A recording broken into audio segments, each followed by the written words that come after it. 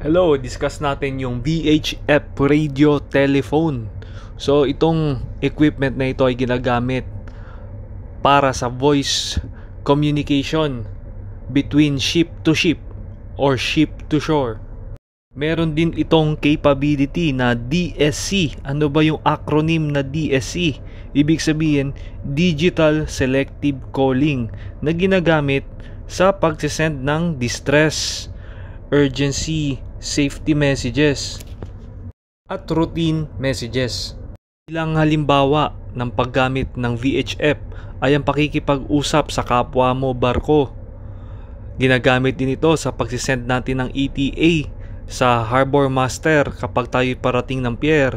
Ginagamit din ito para pagbibigay ng mga instruction tulad ng pilot boarding instructions.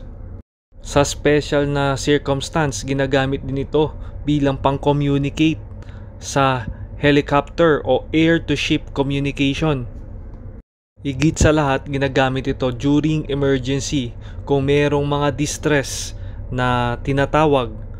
So, ginagamit siya pang-coordinate ng barko at shore para sa rescue operations.